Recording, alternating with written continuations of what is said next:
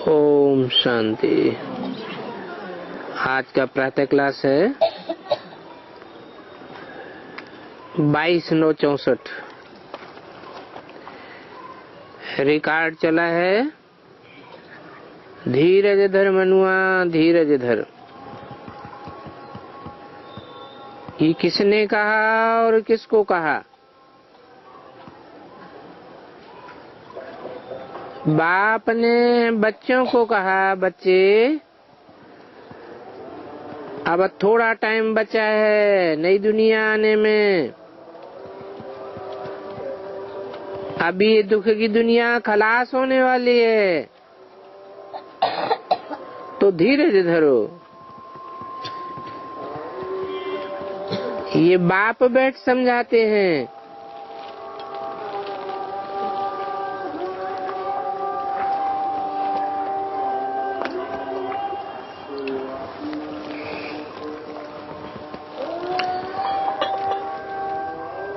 ये बातें भक्ति मार्ग में गाई जाती हैं।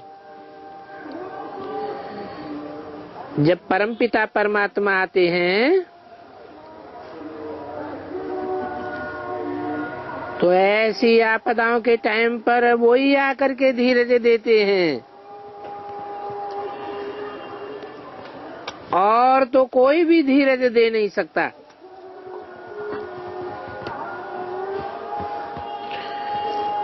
तुम जानते हो कि हमारे सुख के दिन आवेंगे,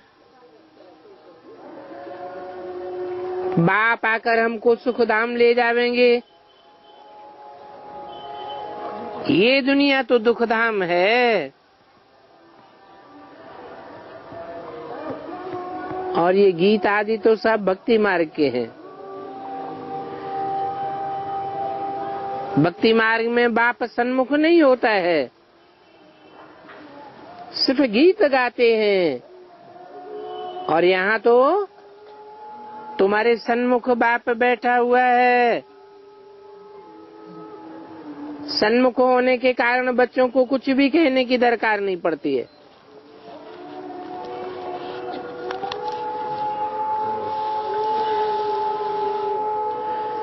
बच्चे जानते हैं हमारे सुख के दिन आ रहे हैं, और हम सुख की राजधानी स्वयं श्रीमत पर स्थापन कर रहे हैं। अभी हम डिवाइन मत पर चल रहे हैं। तो एक होती है डिवाइन मत और दूसरी होती है अनडिवाइन मत। अर्थात एक होती है आसुरी मत और दूसरी होती है ईश्वरीय मत। ईश्वरीय मत को डिवाइन मत कहा जाता है, आसुरी मत को अनडिवाइन कहा जाता है। और डिवाइन मत एक ही होती है, उसको कहते हैं श्रीमत। अनडिवाइन मत रावण की मत है। रावण के अनेक मुख हैं, तो अनेक मतों की श्रीमत थोड़े ही कहेंगे। अनेक मतों की बात तो झूठी बात हो जाती। अनडिवाइन मत मना आसुरी और पतित मत। डिवाइन मत माना दैवी पावन मत। तो श्रीमत को और आसुरी मत को तुम समझते हो। डिवाइन कहा जाता है पावन को, और अनडिवाइन कहा जाता है पतित को। ये सारी दुनिया पतित है। इस दुनिया में एक भी मनुष्य पावन नहीं है। हाँ, पावन मत देने वाला एक ही पतित पावन बाप है। उनको सभी याद करते हैं। परंतु ये है ही पतित दुनिया। अगर पावन दुनिया होती तो याद क्यों करते? याद करते हैं तो जरूर पतित सृष्टि है। पावन सृष्टि सतयुग को, पतित सृष्टि कलयुग को कहा जाता है। यहाँ तो सब है ही अनडिवाइन। डिवाइन फादर तो एक ही है। पतित दुनिया में कोई डिवाइन फादर होता नहीं है। कलयुग है पतित दुनिया, और ये संगम का समय तुम्हारे लिए है। ये संगम का समय दुनिया वालों के लिए नहीं है। दुनिया तो समझती है कि संगम युग आने में अभी बहुत वर्ष पड़े हुए हैं। समझते हैं कि आवेगा जरूर। ये कलयुग पतित युग है। बाप आवेंगे पतित कलयुग को पावन सतयुग बनाने के लिए।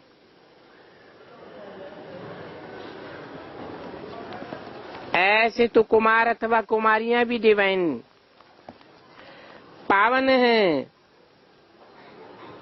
परंतु उन कुमार कुमारियों को भी पावन से पतित जरूर बनना है, क्योंकि पतित दुनिया है ना। विकार से जन्म लेते हैं, जिनका आदि ही पतित, तो मध्य और अंत भी पतित हो जाता है। इसलिए इस विकारी दुनिया में कोई भी डिवाइन होती नहीं है। हाँ, जो संगम में जन्म लेते हैं वो डिवाइन बन सकते हैं। डिवाइन निर्विकारी को कहा जाता है। बाप आते हैं तो संगम युग की डिवाइन दुनिया बनाते हैं। निर्विकारी होते हैं निर्विकारी दुनिया में, वो है 22 रस दुनिया, उसको कहेंगे संपूर्ण निर्विकारी दुनिया। जबकि संपूर्ण निर्विकारी दुनिया है तो संपूर्ण विकारी दुनिया भी जरूर होगी। 22/9/1964 की वाणी का दूसरा पेज। वो विकारी दुनिया है संपूर्ण अनडिवाइड दुनिया। संपूर्ण डिवाइन दुनिया सतयुग को कहा जाता है। तो अभी तुम बच्चों को धीरज आया हुआ है। डिवाइन फादर ने हमको धैर्यवान बनाया है। डिवाइन जीवात्मा कहा जाता है। सिर्फ आत्मा को डिवाइन नहीं कह सकेंगे। आत्माएं तो निराकारी दुनिया में रहती हैं।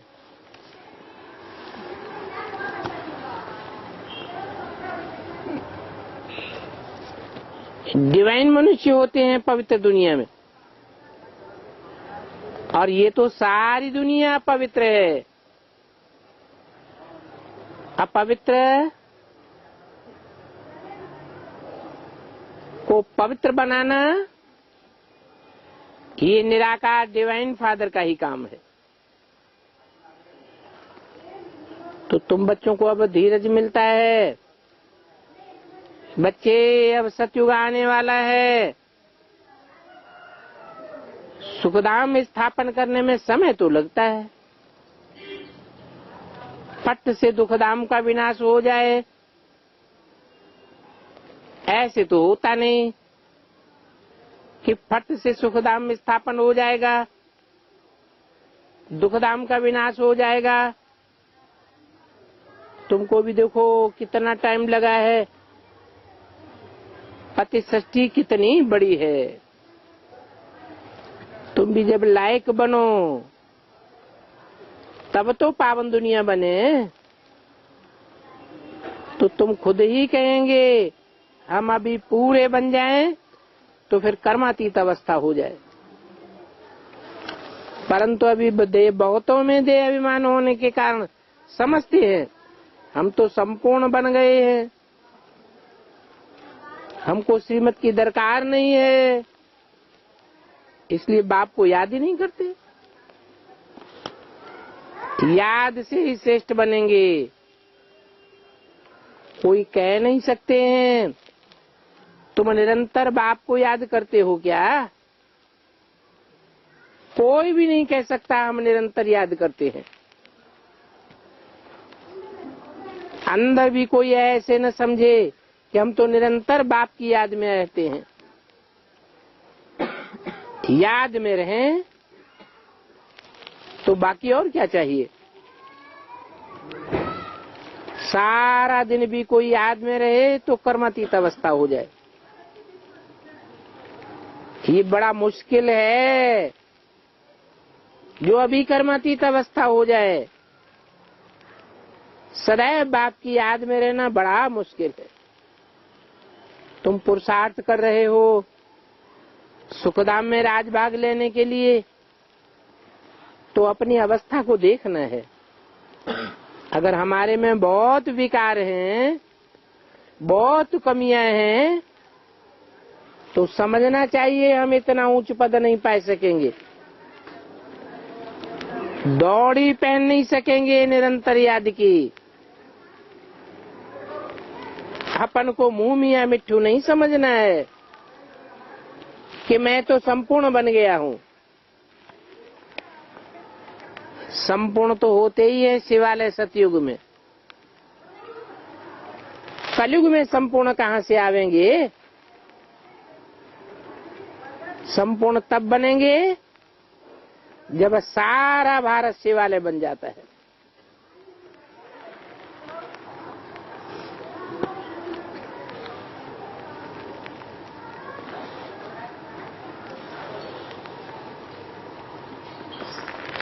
लक्ष्मी नारायण का राज्य चलता है, परंतु वो लक्ष्मी नारायण मंदिर में तो राज्य नहीं करते हैं। शिवालय सतयुग में देवी देवताएं सब पहले नंबर वाले ही पूजा करते हैं। अभी उनके जड़ मंदिर हैं, उनमें जड़ मूर्तियां बैठी हैं। वो जब चैतन्य में राज्य करते हैं तो विश्व के मालिक होते हैं। बल है तो भारत में ही, परंतु होते तो विश्व के मालिक हैं, सारे विश्व के मालिक। और दुनिया में कोई भी राजा ही नहीं होती है। फिर से अपना डिवाइन राज्य स्थापन कर रहे हैं। पावन दुनिया में जाने के लिए पहले पहले पावन जरूर बनना पड़े, तो मेहनत लगती है, टाइम तो लगता है ना। जहां तक जीना है याद रखना है, और ज्ञान की बरसात भी होती रहती है, ये भी चलती रहेगी। तो भिन्न भिन्न प्रकार से समझाया जाता है। वास्तव में डिवाइन अथवा पवित्र लक्ष्मी नारायण के सिवाय किसको कह नहीं सकते।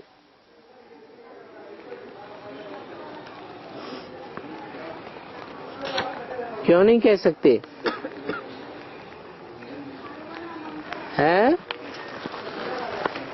लक्ष्मी नारायण के सिवाय और किसी दूसरे को वो डिवाइन क्यों नहीं कह सकते?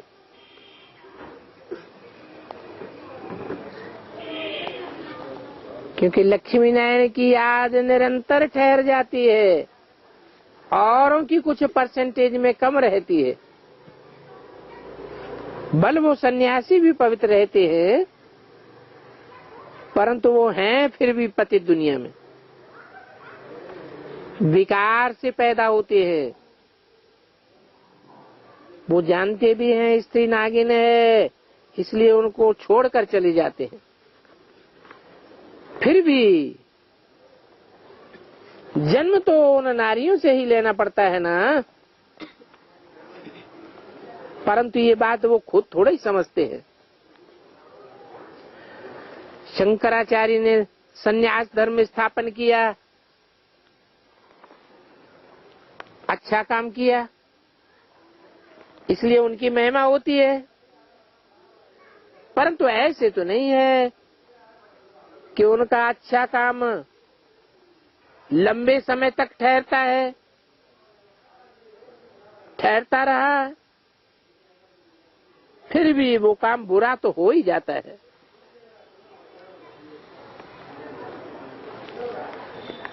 बाप भी स्वर्ग स्थापन करते हैं, फिर भी नरक तो बन ही जाता है। ये ड्रामा ही सुख और दुख का बना हुआ है। तो शंकराचार्य आकर के अपने धर्म की स्थापना करते हैं, फिर भी टार टार पुराने तो होंगे ना। सन्यासियों की भी महिमा है, राम तीर्थ, विवेकानंद आदि गाए जाते हैं, क्योंकि शंकराचार्य के ही पिछाड़ी वाले हैं। नए नए आते हैं तो वो अपना शो करते हैं, परंतु ये तो सारी दुनिया ही वैश्यालय है। इनको शिवालय तो नहीं कहेंगे। शिव का स्थापन किया हुआ सतयुग तो एक ही होता है, परंतु मनुष्य तो इन बातों को नहीं समझते। ऐसे ही सब सुनने से कोई समझ भी नहीं सकता।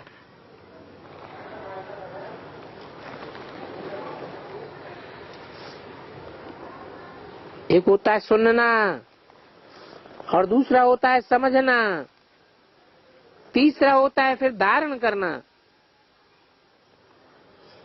पहले पहले तो 7 रोज आए हम ऑब्जेक्ट को समझे, और कोई पढ़ाई के लिए ऐसे नहीं कहा जाता कि पहले 7 रोज समझो। ये तो एक ही गीता पाठशाला है जहाँ लक्ष्य दिया जाता है, पहले पहले फादर को समझो।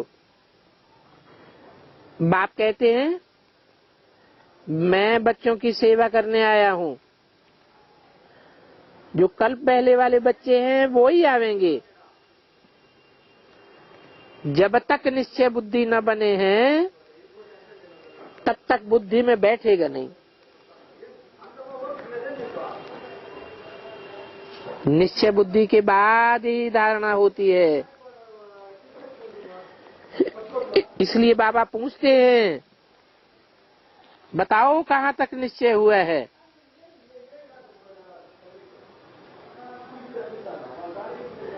ये कोई मामूली सत्संग नहीं है। और सत्संगों में तो कहेंगे कि फलाना महात्मा गीता सुनाते हैं, फलाना वेद शास्त्र सुनाते हैं, परंतु यहाँ तो सुनाने वाला कोई महात्मा नहीं है।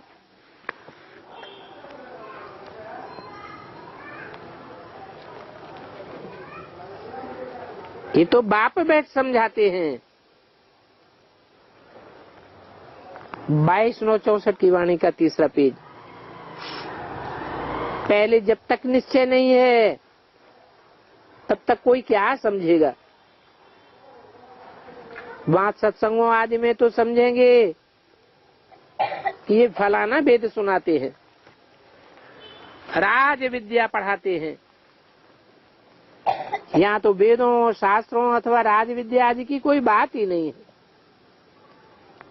तुम जानते हो बाबा इन द्वारा पढ़ाए रहे हैं।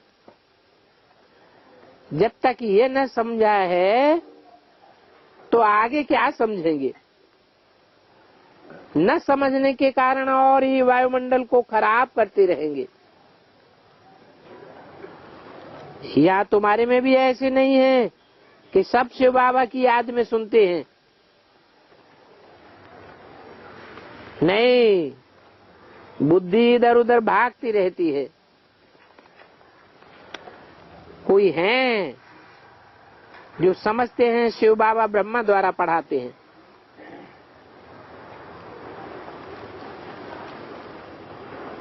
बोलो, शिव बाबा क्या पढ़ाते हैं? कोई कोई तो कुछ भी नहीं समझते। बड़ी मुश्किल कोई यथार्थ रीति समझते हैं। पढ़ाने वाला शिव बाबा है, ये सदैव याद रहे। तो सारा दिन बुद्धि में रहना चाहिए, हम स्टूडेंट्स हैं, गॉड फादरली स्टूडेंट्स। तुम्हारे में भी नंबरवार हैं। बाप कहते हैं मुझे पढ़ाने वाले को याद करो। क्या याद करो? कि मैं पढ़ाने वाला एक टीचर, एक बाप, एक सदगुरु हूँ। तीनों को इकट्ठा याद करना है। लौकिक संबंध में तो बाप अलग होता है, टीचर अलग होता है, गुरु अलग होता है। यहाँ तो एक को ही याद करना पड़ता है, और है भी बहुत सहज है। परंतु माया याद नहीं रहने देती है। ये माया घड़ी घड़ी बुद्धि योग तोड़ती रहती है। तुम बच्चे आपस में बैठते हो, समझो कोई मशीन चलाते हैं अथवा माखन निकालते हैं, तो शिव बाबा को याद करो। मशीन आदि तो चलानी है। शिव बाबा की याद में बाबा के यज्ञ के लिए मक्खन निकालता हूँ, ऐसे बुद्धि से समझो, कितनी खुशी की बात हो जाएगी। अथवा ऐसे समझो मैं यज्ञ के लिए भोजन बनाता हूँ, ऐसे समझने से खुशी होती है ना। परंतु फिर भी घड़ी घड़ी भूल जाते हैं, देवान में आ जाते हैं। फिर पुरुषार्थ करना पड़ता है याद का। एक दो को याद कराने का पुरुषार्थ जरूर करना चाहिए। फिर भी शिव बाबा को व ब्राह्मणों को भोग लगाना है। शिव बाबा को याद करके भोजन बनावेंगे तो उसमें बहुत ताकत भर जाएगी, तुम्हारी अवस्था बहुत अच्छी हो जाएगी। परंतु ऐसे होता ही नहीं है। ब्रह्मा भोजन की तो बहुत महिमा है। ये भोजन खाने की देवताओं की भी दिल होती है। अभी तुम जानते हो कि ब्राह्मण ही देवता बनते हैं। ब्राह्मण देवता बनते हैं, अभी कैसे बनते हैं? हैं? बेसिक में जो आत्माएं शरीर छोड़ रही हैं, वो देव आत्माएं हैं। वो अभी अभी फरिश्ता स्व देवता बनती हैं। परंतु बनती कैसे हैं? तुम उनको पवित्र भोजन का भोग लगाते हो ना, तो वो ही देवता बनते हैं। उनकी कितनी महिमा है, और तुम्हारे इस भोजन की कितनी महिमा है, जो देवताएं भी तरसते हैं कि कब ऐसा भोजन मिले। कोई शिव बाबा की याद में रहकर बनावे,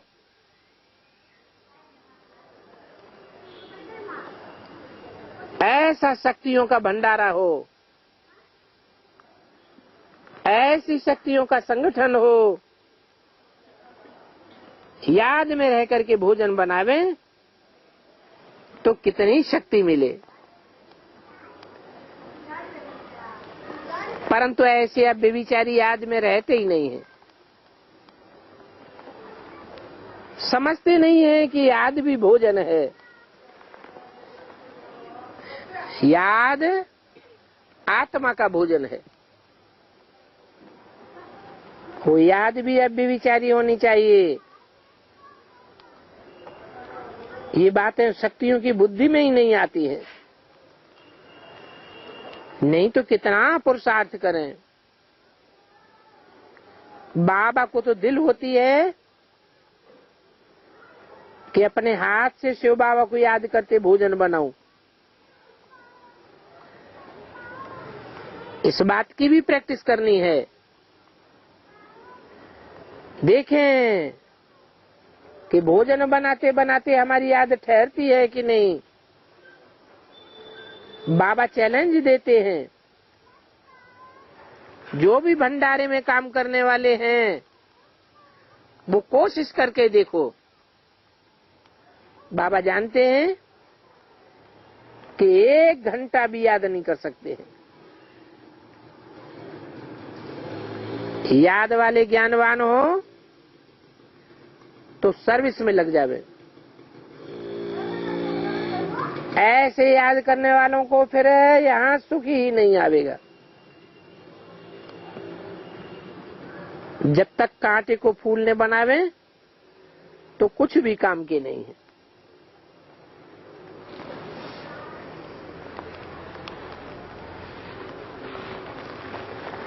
राजाई के लायक तो बनते ही नहीं।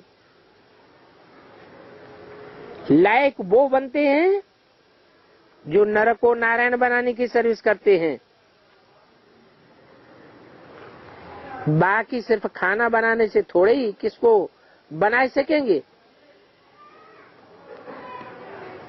किसी को दान देना है, ये भी हर एक का अपना पार्ट है। जितना तकदीर में है वो अपने पुरुषार्थ से तकदीर पाते हैं। बाप तो सबको कहते हैं कि जितना जो करेंगे सो पावेंगे।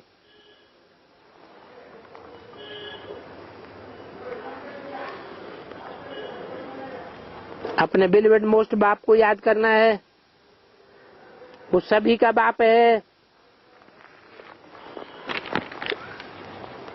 याद करने वाले की ही मेहनत गाई जाती है। बाप भी बतलाते हैं, मैं बहुत उपाय करता हूँ परंतु निरंतर याद टिक जाए ये हो नहीं सकता। बहुत मेहनत है। हाँ, मेहनत करते करते अंत में कर्मातीत अवस्था हो जाएगी। फिर तुम बहुत साक्षात्कार करते रहेंगे। आत्मा पवित्र बन जाएगी।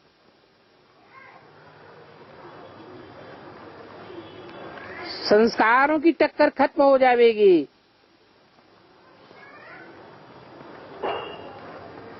फिर माया नहीं आवेगी। सब हिसाब किताब पूरे हो जाएंगे। यहाँ बैठे बैठे सब दिव्य दृष्टि से देखते रहेंगे। अभी तो टेलीविजन में देखते हैं,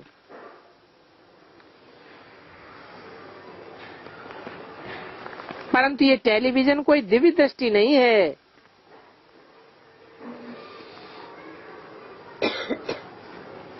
आगे चल करके तुम सारी दुनिया के नजारे दिव्य दृष्टि से बैठे देखते रहेंगे। विनाश का साक्षात्कार व वैकुंठ का साक्षात्कार टेलीविजन में तो नहीं देख सकते। जितना जितना जो योगी होगा, जो जितना ज्ञानी होगा, उनको तो वैकुंठ की राजधानी देखने में आती रहेगी। बिगड़ टेलीविजन से दिव्य चक्षु का साक्षात्कार वंडरफुल है।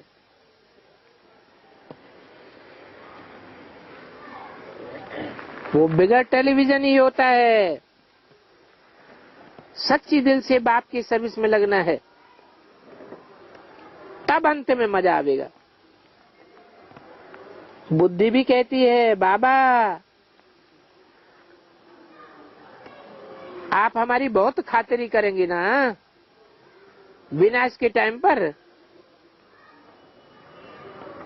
ये घूमना फिरना बहलाना ये सब बाबा की खातिरी है।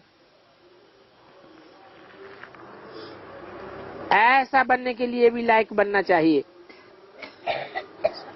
नालायक से लायक बनना है। लायक बनाने वाले को याद करने से ही लायक बन जाते हैं। जितना याद करेंगे और सुदर्शन चक्र तुम्हारा फिरता रहेगा तो बहुत फायदा है।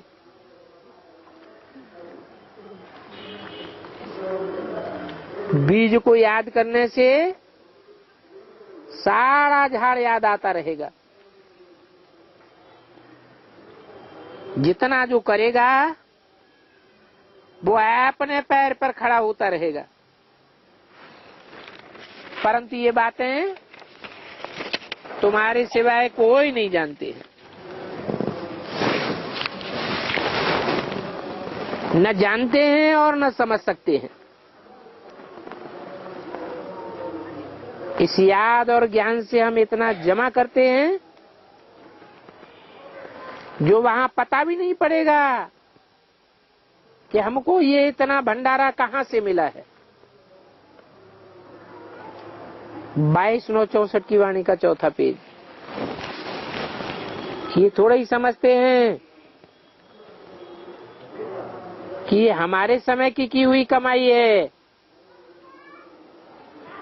बादशाही मिल जाती है फिर तुम सदा सुखी रहते हो। बड़ी भारी मंजिल है तो तुम अभी डिवाइन बनते हो। सारी दुनिया तो अनडिवाइन है। तुम मनुष्य से देवता बनते हो, डिवाइन बनते हो। और मनुष्य को देवता बनाने वाला एक ही गॉड फादर है। ये फादर अक्षर कहना तो बड़ा सहज है। कोई भी बूढ़े को देखेंगे, बुजुर्ग को देखेंगे तो उनको बाबा व पिताश्री कहेंगे। कोई बूढ़ा होगा, बूढ़ी को देखेंगे, बूढ़ी बूढ़ा को देखेगा तो भाई समझेगा। छोटे बड़े को देखेगा तो बाप समझेगा। अब दुनिया में निराकारी बाप का तो कोई को पता नहीं है। सिर्फ कह देते हैं गॉड फादर। ये नहीं समझते हैं कि हम आत्मा हैं। हमारा वो बाप है। बाप है तो जरूर वर्षा देता होगा और वर्षा भी प्रैक्टिकल में देता होगा। अभी तुम जानते हो हमारा बाप हमको वर्षा दे रहे हैं। इस वर्षे के लिए ही हम बाप को जन्म जन्मांतर पुकारते आए, प्रार्थना करते आए। अभी तो वो हमको प्रैक्टिकल में पढ़ा रहे हैं। परंतु अभी हम प्रार्थना व भक्ति करने से छूट गए हैं। तो देखो ये बड़े मजे की नॉलेज है। कहते भी हैं आप हमारे बेहद के बाप हो। तो बाप कहते हैं हमको छोड़ तुम लौकिक बाप के पास क्यों जाते हो। अगर तुम बंधन मुक्त हो तो क्यों भटकते हो। राजाई तब मिल सके जब बाबा की गोद में आए बैठ जावे। इसमें दुख की तो कोई बात नहीं, परंतु कोई की तकदीर में नहीं है तो आकर के बैठते ही नहीं है। निर्बंधन होते हुए भी नहीं आकर बैठते हैं। खुद ही कहे कि हमारी तकदीर में तो राजयोग की बादशाही नहीं है। ऐसा कहने वाले हैं तो बाबा भी क्या करेंगे? बाबा तो कहते हैं क्यों नहीं तकदीर बनाते हो? तकदीर बनने में तो मना करने वाला कोई होता ही नहीं। अगर तकदीर में नहीं है तो बाबा को भी छोड़ देते हैं। बाबा को छोड़ देते हैं तो माया बिल्ली बुद्धि में घोटाला डाल देती है। अब बताओ बाप भी क्या करे? तुमको तो माया बिल्ली पर भी जीत पानी है। काम काज करते शिव बाबा की याद रहे तो बहुत फायदा हो जाए। 1 मिनट भी याद करने से बड़ा फायदा हो सकता है।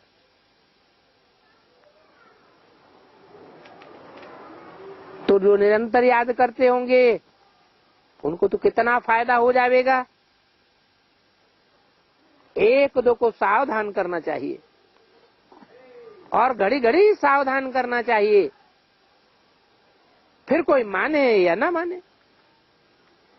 बाबा युक्तियां तो बहुत बतलाते हैं। बोलो, हमको स्वप्न आते हैं, हमको भगवान का फरमान मिला है। अच्छा, तुम कृष्ण भगवान को ही कहो, वो ही कृष्ण भगवान है। वो कृष्ण हमें कहते हैं पवित्र बनो, तो तुम कृष्णपुरी की मालिक बन जाएंगे। बोलना चाहिए हम तो कृष्णपुरी में जरूर जाऊंगी।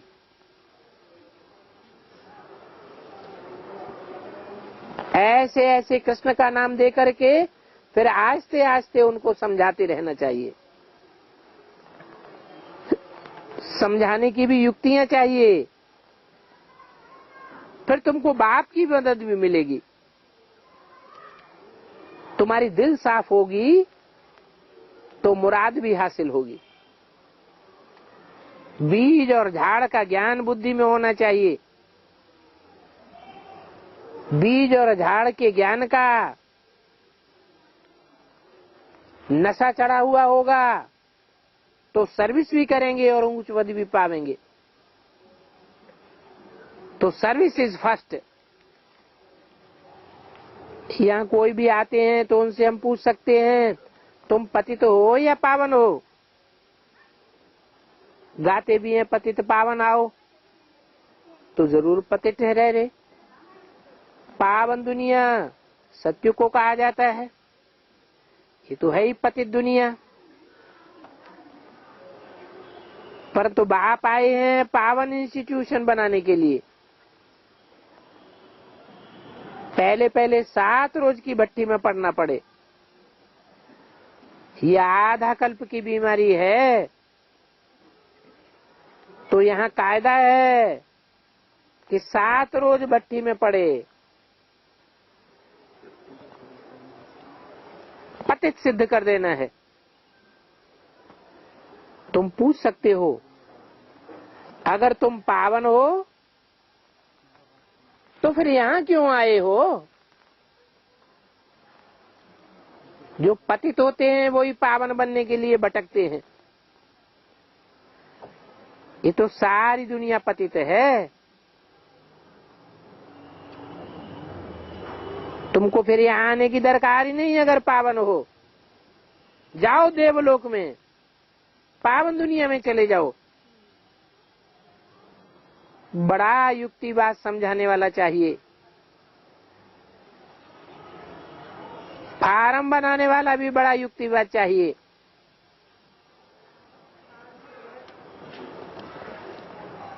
तुम बच्चे बहुत लकी हो क्योंकि तुम स्वर्ग के मालिक बनते हो। मैं तो स्वर्ग का मालिक नहीं बनता हूं। मैं न किसी को सुख देता हूं न दुख देता हूं। तो बाप कहते हैं मेरे सिकिल बिलेविड मोस्ट लकी सितारे, जो जास्ती चकमक है उनकी बहुत महिमा होती है। और चकमक काहे की है? ज्ञान की चकमक है, पवित्रता की चकमक है। उनकी फिर बहुत महिमा होती है। वो साइंस घमंडी कितनी कोशिश करते हैं ऊपर स्टार्स चंद्रमा की तरफ जाने की, परंतु वो पहुंच नहीं सकते। खुद भी कहते हैं अजन क्वार्टर रास्ते पर भी हम नहीं पहुंचे हैं।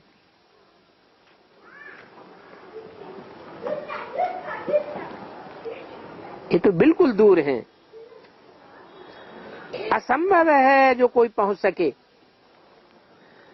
परंतु साइंस का घमंड उनमें है ना, अशुद्ध घमंड उनका विनाश करा देता है। एरोप्लेन्स निकाले हैं, इन एरोप्लेन्स के द्वारा ही फिर विनाश करने वाले हैं। मुसाफिरी के लिए भी बड़े अच्छे एरोप्लेन्स बनते हैं, और फिर एरोप्लेन्स में ही बम्स बंदूक आदमी ले जाते हैं। एक तरफ कितना सुख देते हैं और दूसरी तरफ कितना दुख हो जाता है। अच्छा, सिकिल ज्ञान सितारों प्रति माता पिता बाप दादा का नंबरवार पुरुषार्थ अनुसार याद प्यार गुड मॉर्निंग। ओम शांति। हाँ जी, कदरी में तो ज्यादातर तेलुगु वाले ही बैठे हुए हैं, गिने चुने हैं जो हिंदी जानते हैं। तो तेलुगु भाषा में ही बोलो। तेलुगु चप्पंडी।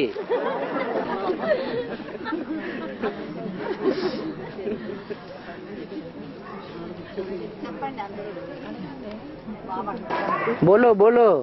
हाँ जी। ज्ञान जो है जल है और याद भोजन है, और वस्त्र क्या है? वस्त्र कपड़ा है।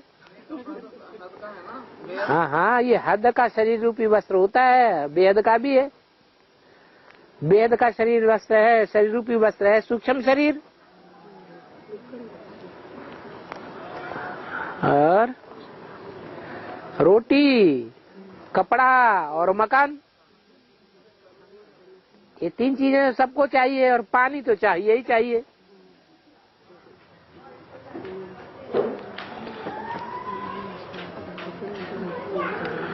और नरसिंह स्वामी को यादगार क्या बाबा? कादरी नरसिंह स्वामी को यादगार। नरसिंह स्वामी की यादगार ही तो आधा शेर आधा मनुष्य बनाया हुआ है, वो यादगार ही तो है।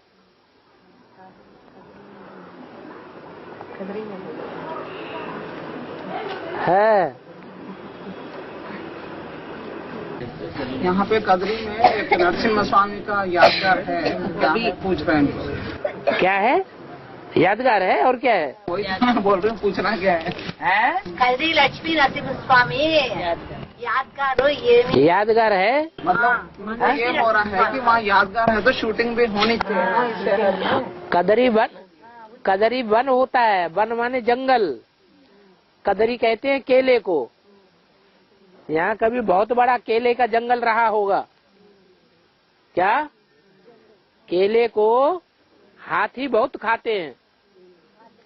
हाँ, हाथी रूपी महारथी केले को बहुत खाता है।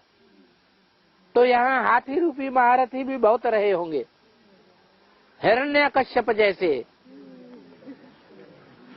उनको कंट्रोल करने के लिए फिर नरसिंह का अवतार लिया। जानवरों की बात है या मनुष्यों की बात है? ह्यूमन एलिफेंट्स भी होते हैं और ह्यूमन नरसिंह भी होते हैं, वो एक ही होता है।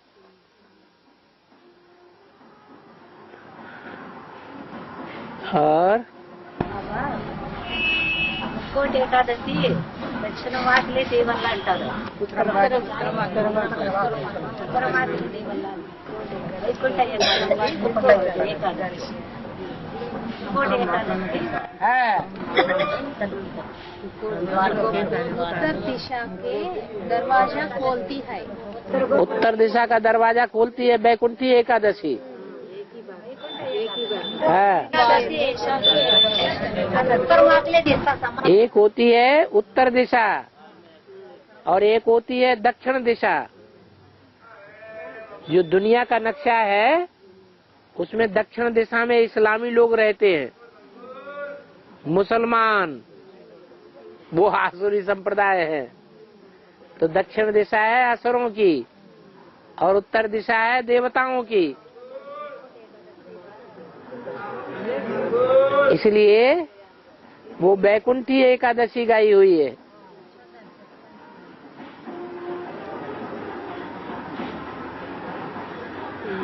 जो वैकुंठ में ले जाने वाली है। और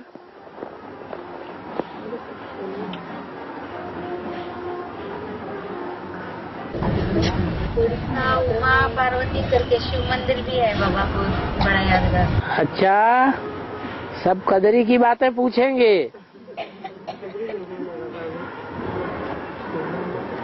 जहाँ जहाँ यादगारें बनी हुई हैं तो वहाँ वहाँ प्रैक्टिकल में भी हुआ होगा।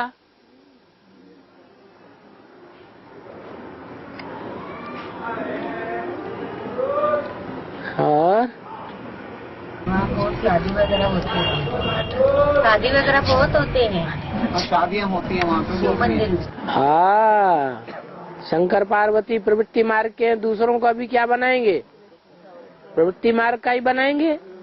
हैं? बाबा कुमार कुमारी हमको डिवाइन करने का तो बोला ना। हाँ, पवित्र होते हैं ना। और शादी हो जाती है तो अपवित्र हो जाते हैं, फिर डिवाइन कहा नहीं जा सकता।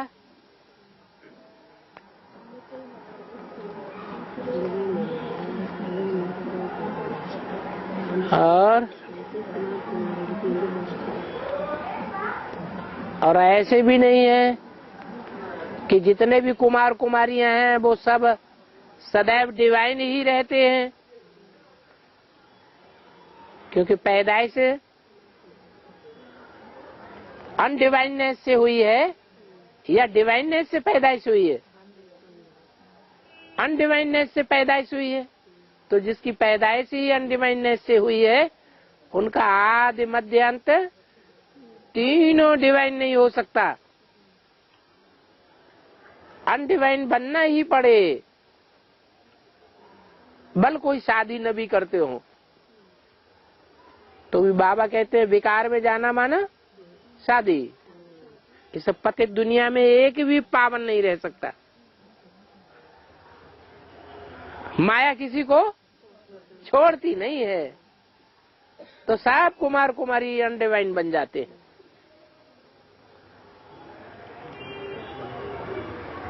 बाबा सागर में जो सोया हुआ वो नारायण, आदि नारायण है क्या? हाँ, खड़ा हुआ नारायण। खड़ा हुआ नारायण सागर में थोड़ा ही है, वो तो आराम से सोया हुआ है। सोया माने आराम, खड़ा हुआ माने रेडी युद्ध के लिए, माया से युद्ध करने के लिए खड़ा हुआ, जैसे राम को खड़ा हुआ दिखाते हैं। इसका मतलब है कि युद्ध करने के लिए रेडी है। और नारायण उनको अस्त्र शस्त्र नहीं दिखाते हैं, युद्ध करने की दरकार ही नहीं, वैसे जीत पाए हुए हैं। और బాబా చెల్లియరు మిడిచినప్పుడు కొడుకు ఎందుకు తలకొరివి పెట్టేది అని आग जो लगाते हैं ना, है, मर जाता है तो पुत्र आग देता है ना है, सिर की तरफ। है। और शिव बाबा इस दुनिया में आते हैं ना, तो शिव बाबा आग लगाते हैं या उनका बच्चा आग लगाता है? शिव बाबा एक, तो शिव बाबा का बच्चा भी एक कहा जाता है। इसलिए एक शंकर के लिए गायन है, क्या करता है? शंकर द्वारा आग लगाई जाती है इस दुनिया में। क्या आग लगाता है? शिव आते हैं तो कोई देह अभिमानी में प्रवेश करते हैं, तो जिस देह अभिमानी में प्रवेश करते हैं वो शंकर ही पहला निकलता है जो अपने देहवान को पहले आग लगा देता है। इसलिए दुनिया में ये रस्म बनाई गई है कि बच्चा ही बाप के शरीर को आग लगाएगा। वो लेटा हुआ विष्णु जो है, लेटा हुआ विष्णु और खड़ा हुआ विष्णु, खड़ा विष्णु तो तैयार है बोले ना, लेटा हुआ विष्णु का क्या है? लेटा हुआ विष्णु ने आराम कर रहा है, युद्ध पूरा हो चुका, विजय पाली, अब आराम करो। और आदि नारायण है ना बाबा? है आदि नारायण है ना? हाँ, लेटा हुआ विष्णु आदि नारायण है क्या? पूछ। हाँ जी, हाँ जी। आदि नारायण होगा तो आदि में अपना काम पूरा करेगा, और सतयुग का लास्ट नारायण होगा तो लास्ट में अपना काम पूरा करेगा। आदि का मतलब क्या? पहले जिसने अपना काम तमाम कर लिया। राहु केतु की बात वो सब सीरीज में बताई गई है ना? हाँ, वही पूछ रही है। राहु माने संपूर्ण अंधेरा कर देता है, तो संपूर्ण अंधेरा करने वाला जो राक्षस है वो राहु कह दो या 100% रावण कह दो, बात एक ही है। और वो ग्रस्ता कब है? 100% तब ग्रस्ता है जब चंद्रमा 100% पूरा होता है। जब 100% चंद्रमा में ज्ञान की रोशनी आती है, उसी समय राहु उसके ऊपर 100% आक्रमण करता है। बाबा जैसे कहते हैं तुम जितना रुस्तम होकर के लड़ाई लड़ेंगे, उतना माया भी रुस्तम बन करके तुमसे लड़ाई लड़ती है।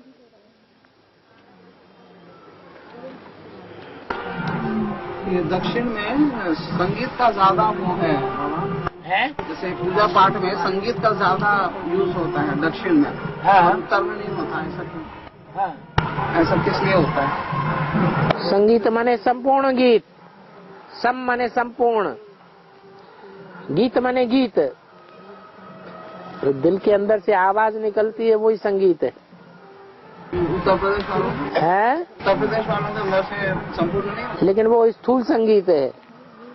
लेकिन कुछ तो यादगार होगी ना जो ज्ञान में होता होगा, वही तो। भक्ति मार्ग में खुद ही संगीत यादगार है। ज्ञान में जो आ जाते हैं उनके अंदर संगीत बजता रहता है, अंदर ही अंदर खुशी होती रहती है। हाँ, बाहर का संगीत बजाने की दरकार ही नहीं। ब्रह्मोत्सव चलता ही 12 महीना ब्रह्मोत्सव चलता है। हाँ, वाह, देखो वो कदरी में ही चलता है। हाँ, ज्यादा ना संगीत से ही कनेक्ट होते हैं भगवान से। हाँ जी, हाँ जी, हाँ, लेकिन बाहर के दिखावे वाले संगीत से नहीं, अंदरूनी संगीत बजना चाहिए। मुसलमान लोग जो चिल्लाते हैं, सिख लोग जो गुरुद्वारों में चिल्लाते हैं हारमोनियम तबला बजा के, हिंदू लोग जो कीर्तन करते हैं, उससे नहीं मिलते हैं, वो अंदर का संगीत है, खुशी का संगीत बजता रहता है।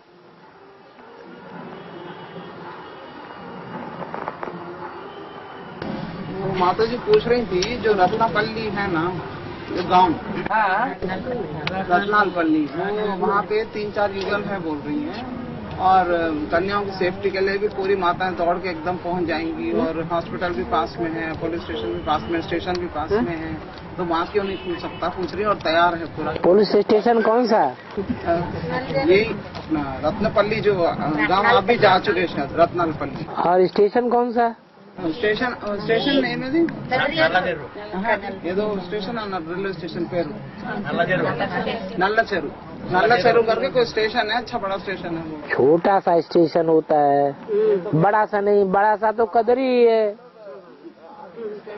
हाँ, छोटे से स्टेशन में और जो लोकल ट्रेन हैं वो ही रुकेंगी, बड़ी ट्रेन नहीं रुकेंगी। हाँ जी। सेफ्टी का पूरा अच्छा वो है, बहुत माताएं दौड़ के आती हैं, आएंगी और 3-4 युगल 5 युगल। यहाँ कदरी वाले हाथ उठाओ, कितने लोग हैं जो कदरी के, रत्नापल्ली नहीं। 1 2 3 4 5 6 7 8 9 10 11 12 13 14 15 16 17 18 19 20 21 22 23 24 25 हैं कदरी के। और रत्नापल्ली के हाथ उठाओ। दोनों हाथ नहीं उठा देना, दोनों तरफ। 1 2 3 4 5 6 7 8 9 10 11 12 13 आधे हैं। बताओ अभी राम राज्य आ गया या प्रजातंत्र राज्य है? अभी पंचायती राज्य है या राम राज्य है? राम राज्य कहाँ है? पंचायती राज्य है, इसमें तो वोट डाले जाएंगे। राम राज्य कहाँ है? हाँ, राम राज्य में अकेले राम की राज्य चलेगा, राम की बात चलेगी। अभी तो राम राज्य है ही नहीं, है पंचायती राज्य है अभी। और हो सकता है कि आगे चल के रत्नापल्ली में ही 50 स्टूडेंट निकल आए गांव के, तो वहां भी खोल देंगे।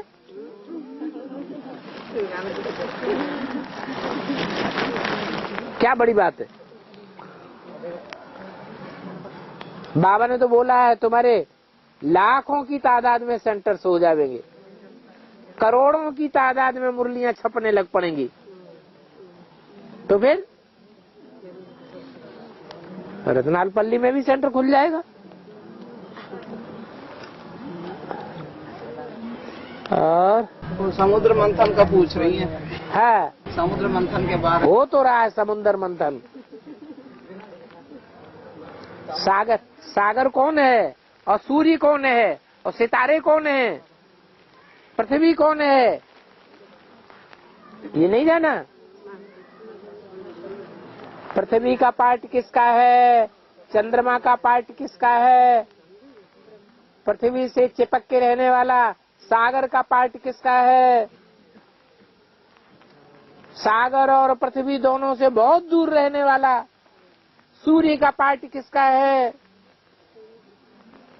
सितारों का पार्ट किसका है, उसमें भी जो चमक मारने वाले सितारे हैं वो कौन कौन से हैं, डिम रहने वाले सितारे हैं वो कौन कौन से हैं, जो संगठन में रहने वाले सितारे हैं उनका संगठन कौन सा है, ये सब अभी समझ में तो आ रहा है ना। इन लोगों को शायद समझ में नहीं आती होंगी। हाँ, इसलिए वो समझ में नहीं आती है ना, सिर्फ सुनते हैं। तो आप तो तेलुगु जानते हैं, आप चक्कर क्यों नहीं लगाते?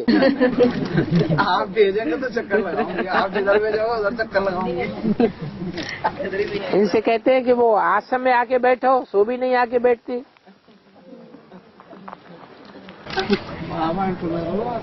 అది మనలో వచ్చి కూర్చుంటే అన్ని అర్థమైతాయి. ఇప్పుడు ఇక్కడ అందరినైతే ఎవరు పంపించలేదు కదా, అన్ని సీడీలన్నా ఉన్నది, అన్ని క్యాసెట్లన్నా నడుస్తుంది.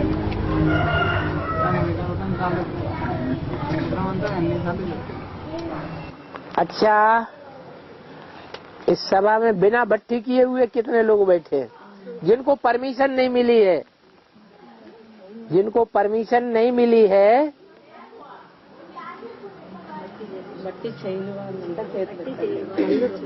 और भट्टी नहीं की है, जिनको परमिशन मिल गई है, परमिशन मिल गई, उनको हाथ नहीं उठाना। जो साल 6 महीने से लगातार क्लास कर रहे हैं उनको परमिशन मिल गई। कोई नहीं, सब ने भट्टी कर ली। अरे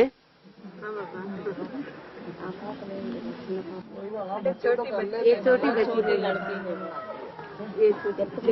చెప్తున్నంటే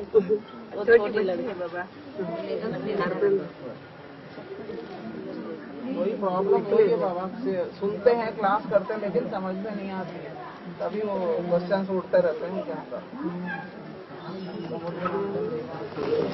60-70 तो हैं, लेकिन मूल्य समझ में नहीं आती ना अच्छी तरह से, ज्ञान पूरी तरह से इसलिए समझ में नहीं आता तो बैठेगा कैसे। अब सेंटर खुल जाएगा तो सेंटर में लगातार हिंदी बोली जाएगी।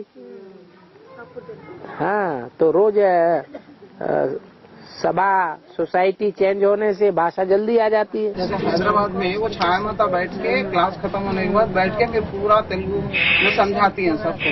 यहाँ कोई होगा नहीं ऐसे समझाने वाला। हाँ जी, हाँ जी, चले जाते हैं तो कहाँ से समझ में आए? हाँ जी, हाँ जी, हाँ जी, हाँ जी।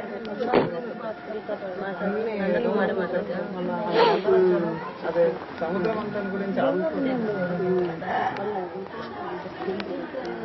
ये ज्ञान का जो लेन देन होता है, वार्तालाप होता है, एक बात कहता है ज्ञान की, दूसरा उस ज्ञान की बात का अपोजिशन करके दूसरी बात कहता है, यही तो अपनी तरफ खींचना है। मंथन में क्या किया? असुरों ने अपनी तरफ खींचा, देवताओं ने अपनी तरफ खींचा। ज्ञान के पॉइंट को अपनी तरफ खींचना, कोई स्वार्थ की तरफ खींचते हैं, कोई परमार्थ की तरफ खींचते हैं। तो असुरों में स्वार्थ ज्यादा होता है, वो ज्ञान के हर पॉइंट को स्वार्थ की तरफ खींचते हैं। जो देवात्माएं हैं वो स्वार्थी नहीं होती हैं, विश्व कल्याणकारी होती हैं। तो आत्मिक भान की तरफ ज्ञान के पॉइंट्स को खींचती है। यही सागर मंथन होता है। ज्ञान के मनन चिंतन मंथन को ही सागर मंथन कहा जाता है।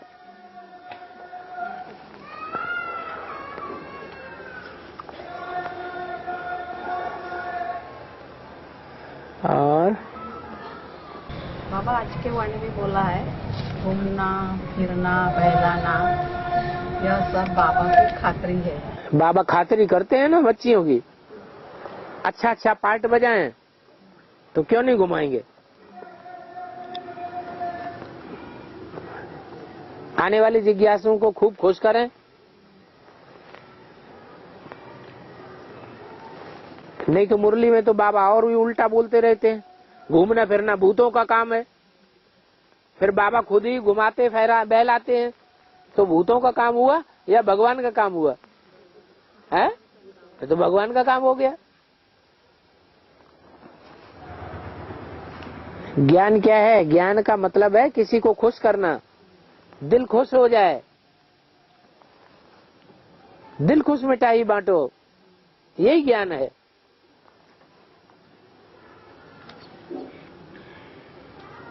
रोता हुआ आए और हंसता हुआ जाए। रुलाने को थोड़ा ही ज्ञान कहा जाता है। ज्ञान माने खुशनुमा बनाना। ओम शांति।